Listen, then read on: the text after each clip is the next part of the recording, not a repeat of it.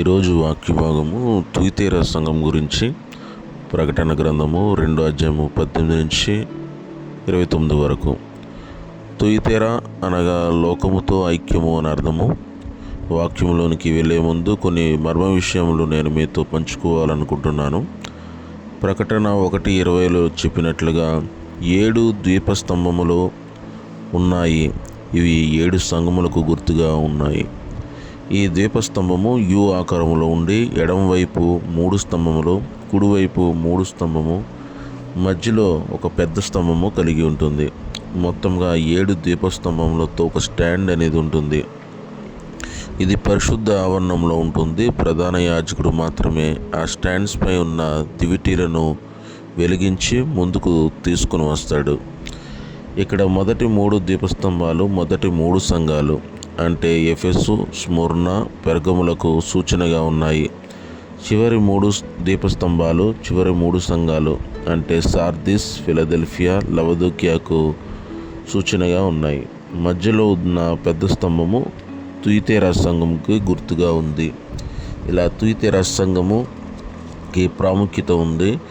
ఈ తుయితేరా సంఘం నుంచి పరిచర్య పెరిగింది, విశ్వాసుల్లో సహనం పెరిగింది, విశ్వాసం పెరిగింది, విశ్వాసుల్లో ప్రేమ పెరిగింది.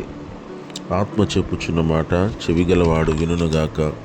అంతేకాదు 7 సంఘాల కాలాలు 7 కాలాలకు గుర్తుగా కూడా ఉన్నాయి. ఎఫెసు సంఘకాలము అపోస్తుల సంఘకాలముగా చెప్పవచ్చు. స్ముర్న సంఘకాలము హతసాక్షుల కాలముగా చెప్పవచ్చు. పెర్గమ సంఘకాలము రాజీ పడిన సంఘకాలముగా చెప్పవచ్చు.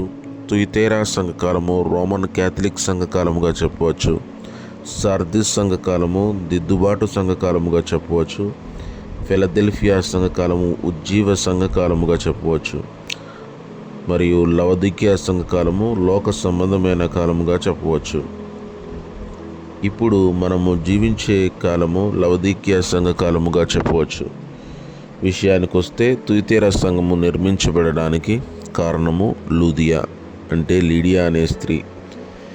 లూదియా తుయితేరాను అకసర్గా ఈరోజు మనం పిలుచుపడే పట్టణంగా చెప్పవచ్చు.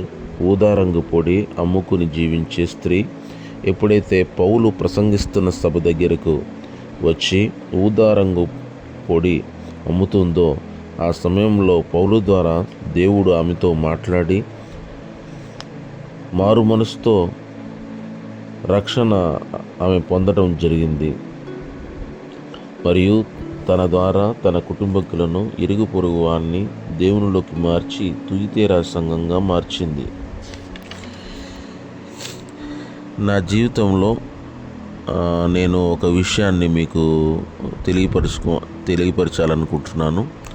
మేము చిన్నప్పుడు మా అక్క నేను కూడా మహబూబ్నగర్ జడ్చర్లో లిడియా మెమోరియల్ మోడల్ స్కూల్లో మేము చదువుకున్నాము.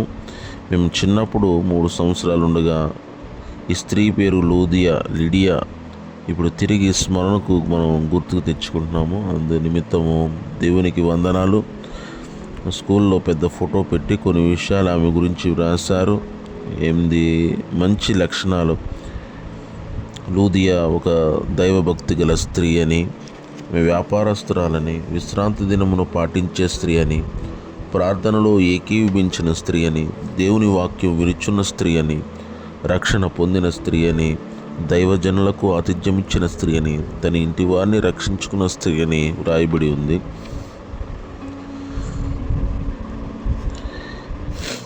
ఒకటి, లూదియా దైవభక్తి గల స్త్రీ అంటే దేవుని యందు భయభక్తులు కలిగిన స్త్రీగా మనం చెప్పవచ్చు. సత్క్రియలు చేసే గుణమున్న స్త్రీ.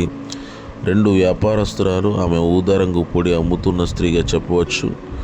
ఊదారంగు పొడి సన్నని నారబట్టలు, ఊదారంగు బట్టలు తయారీకి ఉపయోగపడేవి. అరుదుగా ధనవంతుల వద్ద కనబడేవి. ఎవరి మీదైనా ఆధారపడకుండా తన కాళ్ళ మీద నిలబడుతూ కుటుంబాన్ని పోషించుకున్న స్త్రీ. తన అమ్మకంలో వచ్చిన భాగంలో కొంత పేదలకు భోజనం పెట్టిన స్త్రీ. విశ్రాంతి దినమును పాటించే స్త్రీ. విశ్రాంతి దినము మాత్రమే షాప్ క్లోజ్ చేసి అమ్మకాన్ని ఆపివేసి దేవాలయానికి వెళ్ళి దేవుణ్ణి ఆరాధిస్తూ ఉండే స్త్రీ. ప్రార్థనలో ఏకీభవించిన స్త్రీ. ప్రార్థనకి వెళ్ళటము కాదు, ప్రార్థనలో ఏకీవించటము చాలా ప్రాముఖ్యత. దేవుని వాక్యము వినిచున్న స్త్రీ, ఎవరైతే వాక్యం విని ఫలిస్తారో వాళ్ళు 30 60 100 వర్ధిల్లుతారని చెప్పి వాక్యంలో చెప్తున్నాడు. రక్షణ పొందిన స్త్రీ, పౌలు భక్తిని ద్వారా మారు మనసు పొంది రక్షణ స్వీకరించిన స్త్రీగా మనం చెప్పవచ్చు. మరియు దైవజనులకు ఆతిథ్యం ఇచ్చిన స్త్రీ, తన ఇంటి వారిని రక్షించుకున్న స్త్రీ. కాబట్టి లూదియా జీవితంలో మంచి లక్షణాలు మనము కూడా కలిగి ఉండాలి. లూదియా వలె మనము మన కుటుంబాన్ని కాపాడుకోవాలి. దేవుడు 5 విషయాలను ఇక్కడ చెప్పాడు, అవి మనం గమనించగలము. 1, తను తాను పరిచయం చేసుకున్నాడు. 2, సంఘాన్ని మెచ్చుకున్నాడు. 3, సంఘంలో ఉన్న లోపం గురించి చెప్పాడు. 4, లోపాన్ని సరిచేసుకోకపోతే ఆయన ఇచ్చే శిక్ష గురించి చెప్పాడు. 5, సరిదిద్దుకుంటే దీవెనలు ఆశీర్వాదాలు ఏమొస్తాయో చెప్పాడు. 1, తన్ను ఎలా పరిచయం చేసుకున్నాడంటే 18వ వచనంలో, తుయతైరలో ఉన్న సంఘపు దూతకు ఇలాగు వ్రాయుము, అగ్ని జ్వాల వంటి కన్నులను అపరంజి పోలిన పాదములు గల దేవుని కుమారుడు చెప్పు సంగతులేమనగా అని చెప్పి పరిచయం చేసుకున్నాడు. ఆయన స్వరూపం గురించి పరిచయం చేసుకున్నాడు. దేవుడు ఆత్మస్వరూపి ఉన్నాడు మరియు అగ్ని స్వరూపముగా ఉన్నాడు. మోషేను దేవుడు మండుతున్న పొదల నుండి పిలుస్తున్నప్పుడు మోషే దేవుని చూచిన స్వరూపము అగ్ని స్వరూపము. పొద మండుతుంది కానీ ఆకులు కాలట్లేదు. దీనిని బట్టి మనం అర్థం చేసుకోవాలి ఆయన అగ్ని స్వరూపమును పోలి ఉన్నాడని. అందుకే బాప్తిసం ఇచ్చి యోహాను ఏమన్నాడంటే, నేను నీళ్ళలో బాప్తిసం ఇస్తున్నాను, నా వెనక వచ్చేవాడు నాకంటే శక్తిమంతుడు, ఆయన చెప్పులు మోయుటకైనను నేను పాత్రుడను కాను, ఆయన పరిశుద్ధాత్మలోనూ అగ్నితోనూ మీకు బాప్తిసం ఇచ్చును అని చెప్పాడు. దేవుని బిడ్డలారా, దీనిని బట్టి పరలోక రాజ్య వారసులు మనము కావాలంటే 3 రకాల బాప్తిసాలు పొందాలి. 1, నీటి బాప్తిసము, 2, పరిశుద్ధాత్మలో బాప్తిసము, 3, అగ్నిలో బాప్తిసము. ఇవి పొందుకున్నప్పుడే మనము దేవుని బిడ్డలు అనబడతాము, పరలోక రాజ్య వారసులుగా మనం చెప్పబడతాము. ఆయన నేత్రములు అగ్ని నేత్రములు, more powerful than the binoculars, more powerful than satellites, more powerful than cameras, more powerful than telescopes. యెహోవా కన్నులు సంవత్సరాంతం మొదలుకొని సంవత్సరాంతం వరకు చూచుచును ఉండును అని చెప్తున్నాడు. ఆయన కన్నులకు మరుగైనది ఏదీ లేదు. అంతేకాదు, అపరంజి పాదములు కలవాడు. అపరంజి అనగా ప్యూర్ గోల్డ్, మేలిమి బంగారము అని చెప్పవచ్చు. బంగారము ఆయన పరిశుద్ధతకు గుర్తుగా తెలియజేస్తుంది. అంతేకాదు, ఆయన పుట్టినప్పుడు తూర్పు దేశపు జ్ఞానులు బెత్లెహేము వచ్చి సాంబ్రాణి బోలముతో పాటు బంగారము కూడా కానుకగా ఆయనకు సమర్పించారు. సంఘాన్ని మెచ్చుకున్నాడు. తర్వాత విషయం, ఈ విషయంలో ఏ విషయాల్లో మెచ్చుకున్నాడంటే, నీ క్రియలను,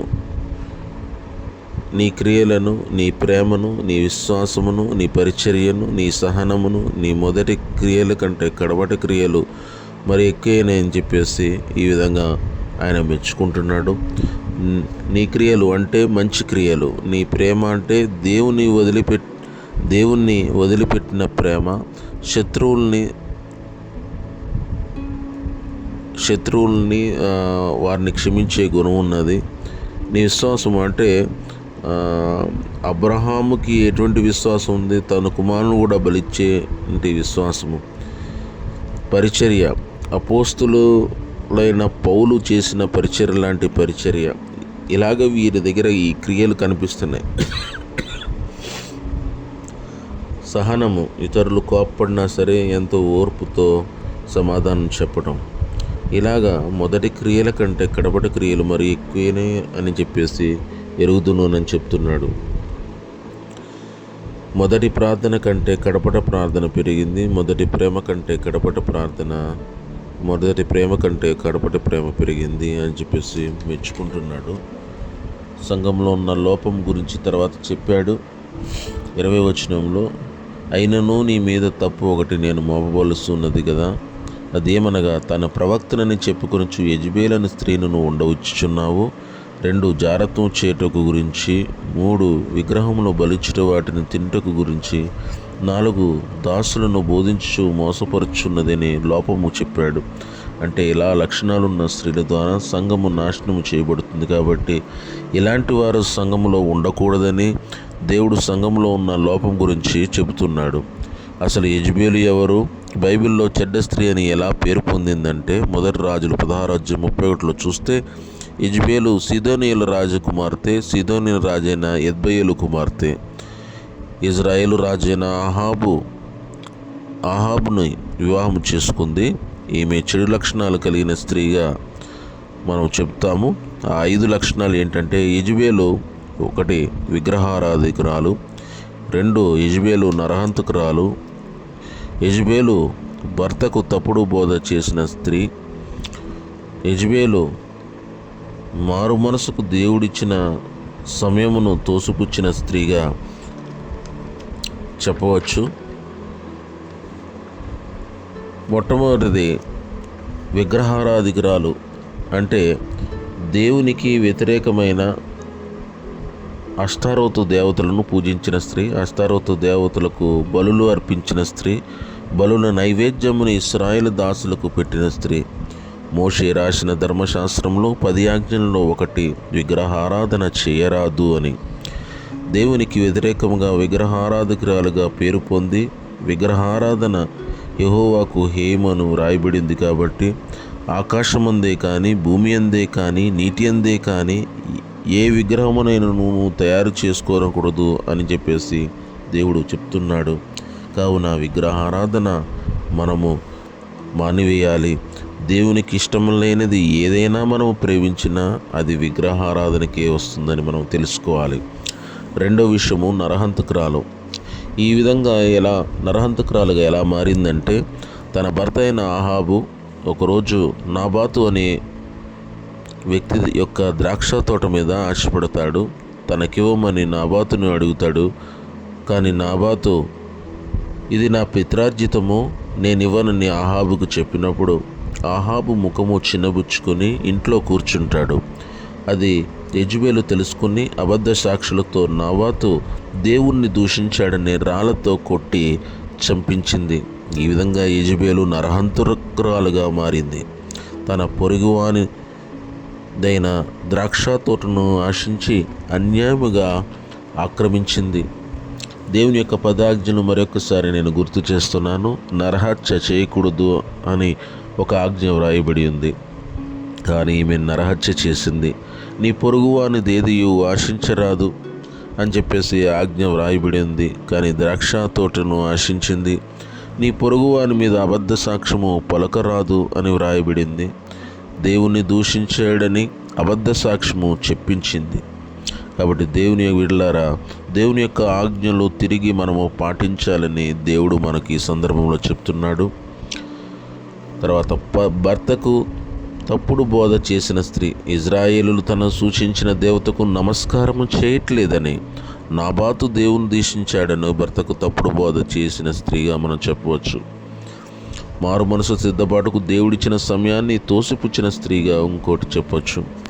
ఏలియా దేవుని యొక్క ఉగ్రత గురించి అహాబుకు చెప్పినప్పుడు అహాబు దేవుని క్షమించమని అడిగాడు, మారు మనసు పొందాడు.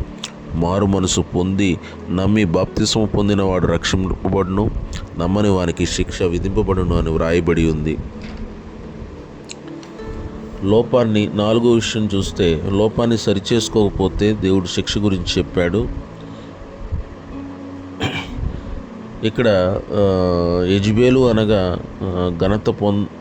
ఘనత నొందిన స్త్రీగా మనం చెప్తున్నాం. కానీ ఇక్కడ యెజబెలు ఘనత పొందలేదు. ఆమె దేవుని యొక్క శాపాన్ని కొని తెచ్చిపెట్టుకున్నట్టుగా తెలుస్తుంది. యెజబెలు దేవునికి వ్యతిరేకంగా పనిచేయడం వలన యెజబెలు రక్తము కుక్కలు నాకుతాయని ప్రవక్త చెప్పినట్లు అనతి కాలంలోనే యెహూ అహాబు సామ్రాజ్యం మీదకి యుద్ధముకు వచ్చి యెజబెలు పిల్లలను చంపించి యెజబెలు పట్టుకొని కోట ప్రాకారములపై నుండి కిందకు పాడేస్తారు. అప్పుడు కింద పడి ఆమె చనిపోతుంది. ఆమె రక్తమును ప్రవక్త చెప్పినట్లు కుక్కలు వచ్చి నాకుతాయి. ఇదే దేవుని శిక్ష. ఈ విధంగా ఘనత పొందాల్సిన చోట దరిద్రపు చావు చూడాల్సి వచ్చింది యెజబెలు. పాపమునకు జీతము మరణముగా ఇక్కడ దేవుడు మనకు నేర్పిస్తున్నాడు. అంతేకాదండి, తప్పు సరిదిద్దుకుంటే వచ్చే దీవెనలు, వాటి ఆశీర్వాదాలు గురించి చెప్పాడు. అయితే తుయితేరలో కడమ వారితో ఇటువంటి యెజబెలు బోధనను మనం అనుసరింపక సాతాను యొక్క గూఢమైన సంగతులు అంటే లోక సంబంధమైన సంగతులు ఎరుగమని చెప్పువారందరితో నేను చెప్పునదేమనగా మీ పైన మరి ఏ భారము పెట్టను, ఎందుకంటే నీ భారము మోయువాడు ఆయనే. ప్రయాసపడి భారం మోసుకొనిచున్న సమస్త జనులారా నా యొద్దకి రండి, మీకు విశ్రాంతిని కలగజేతునని చెప్పాడు. నేను వచ్చే వరకు మీకు కలిగిన దాన్ని గట్టిగా పట్టుకోండి అని చెప్పాడు. కలిగిన దాన్ని గట్టిగా పట్టుకోవడము అంటే అనుగ్రహించిన రక్షణను, దేవుని పైన విశ్వాసమును, ఆయన పైన నమ్మకమును, దేవుని పైన ప్రేమను, ఆయన మనకిచ్చిన పరిచర్యను గట్టిగా పట్టుకోండి అని అర్థం. యేసు తన తండ్రి యొద్ద నుండి అధికారం పొంది ఎలా జయించాడో అలాగే అంతం వరకు ఆయన క్రియలు జాగ్రత్తగా చేయువారికి, అనుసరించువారికి జనముల మీద అధికారం ఇస్తాను అని చెప్పి దీవిస్తున్నాడు. ఇనపదండముతో వారిని ఏలుతారు అని దీవిస్తున్నాడు. కుమ్మరి పాత్రను ఎలా పగలగొట్టారో అలాగా కఠినమైన హృదయాలు పగలగొట్టేవారిగా చేస్తానని దీవిస్తున్నాడు. మరియు అతని వెలుగు వేకువ చుక్కలే ఉదయించేలా చేస్తానని దీవిస్తున్నాడు. యెషయా గ్రంథం 58:8 చెప్పినట్లుగా వస్త్రహీనులకు వస్త్రము, భోజనము లేని వారికి భోజనము, దప్పిగొన్న వారికి దాహము తీర్చినప్పుడు వారి యొక్క నక్షత్రము వేకువ చుక్క వలె ఉదయిస్తుందని దేవుడు చెప్తున్నాడు. మొత్తం మీద మనము నేర్చుకున్న పాఠాలు, లూదియా స్త్రీ వలె దైవభక్తి కలిగి మనం ఉండాలి, మనల్ని మనం రక్షించుకోవాలి, ఇతరులను కూడా రక్షించగలిగే ప్రార్థన మనం కలిగి ఉండాలి. 2 యెజబెలు లక్షణాలైన విగ్రహారాధన, నరహత్య, మారు మనసు లేకపోవటం, అబద్ధ సాక్ష్యం పలకటం, పొరుగువానిది ఆశించటం అనేది విడిచిపెట్టాలి. 3వది చివరిగా దేవుణ్ణి మహిమపరుస్తూ సాతాను వాని లోక సంబంధులకు లొంగక దేవుడు ఆశించే క్రియలతో కొత్త తుయితేర సంఘాన్ని మనమందరము కలిసి స్థాపించాలి. దేవుడు ఈ వాక్యమును దీవించునుగాక. ఆమేన్.